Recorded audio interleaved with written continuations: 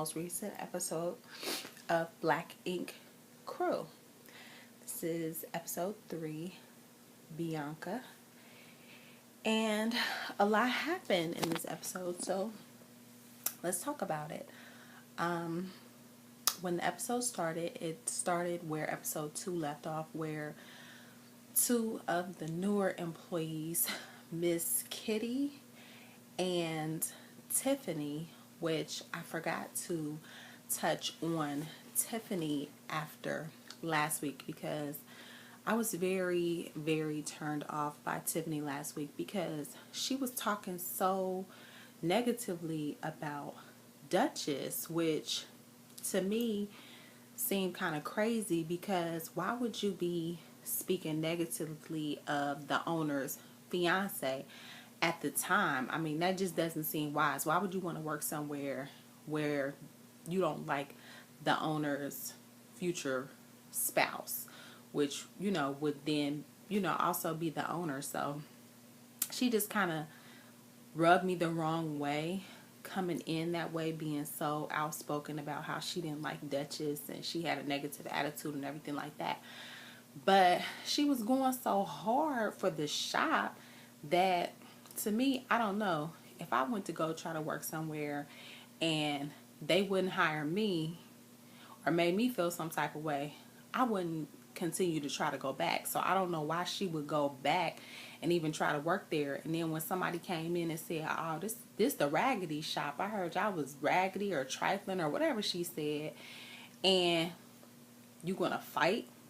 Like, you gonna fight for somebody on day one? I don't think so. That was for TV.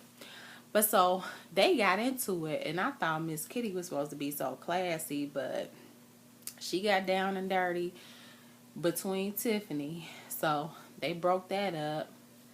Ted runs, calls the whole party off. Okay, so he says everybody out, party's over. So the next day, Young Bae, which is the Asian artist who, her tattoo last week was really, really good. So she seems to be a really good artist. She gets a phone call from her friend who tells her, oh, that girl with the curly hair, a.k.a.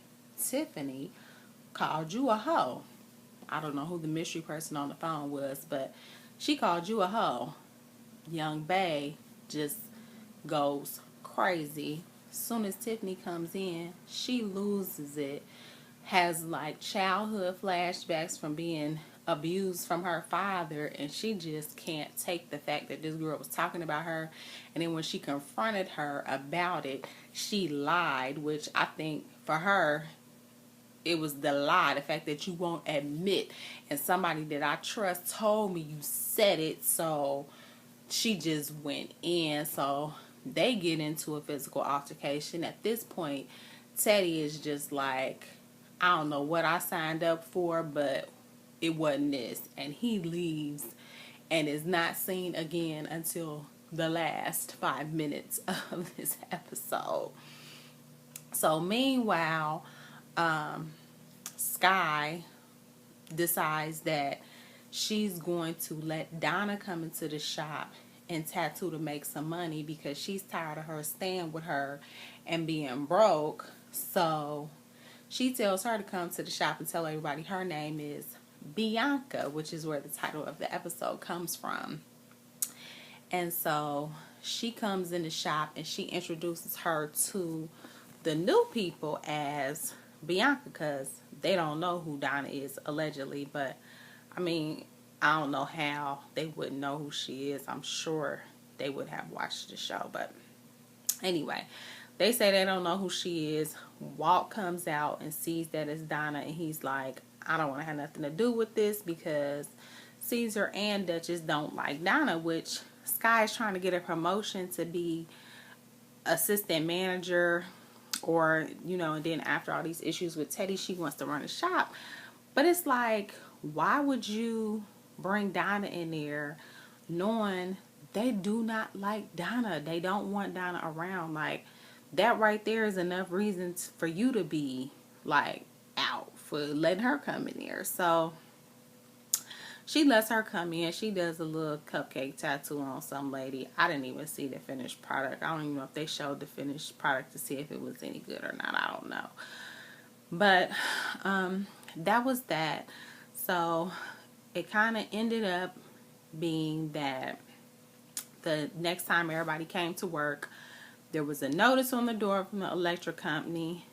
The electric had been shut off and it was $3,000. Now, it doesn't seem to me that they've been in that shop that long, but I guess we can't tell. But how could your bill already be $3,000? And I don't know. I don't know. I would think that would have to be some type of error, because I don't even see how it could even be $3,000 for 1 month at all. So the electricity is shut off, which means no power, no lights, no tattoo machines can work, which means no business. So happens Caesar is coming to have some sort of meeting, so he shows up and he is pissed. He confronts Teddy at this point and is like, what are you doing? I gave this shop to you as my family, as my cousin, and you letting it go to hell. You got people in here going crazy, fighting, tearing up the shop. You done put some boom boom room. I don't know if you was trying to do, I don't know what you was trying to do in the boom boom room. You would pay to have the boom boom room.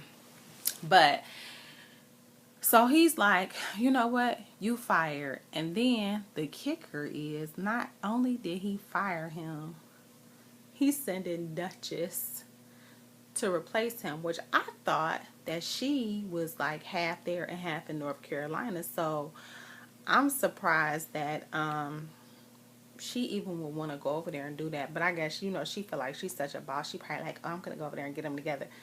But that's not going to work out. We already know that's not going to work out. So that was this episode of Black Ink Crew. So as far as how I feel about it, I feel like the whole Donna thing was very tacky on Sky's part, because ultimately she knows how they feel about that girl and they cannot stand that girl. So to sneak her in there in any way, shape, or form is just tacky. She can tattoo at home. She can tattoo at people's houses. She doesn't have to be in the shop to tattoo if she wants to be a tattoo artist. There's plenty of people that don't tattoo traditionally in a shop. So that's not stopping her from making no money. So for Sky to put herself on the line and potentially lose her job for going against Caesar's wishes to not have her around, to me, I think is very irresponsible. And then Teddy, I don't know what the heck his problem is, because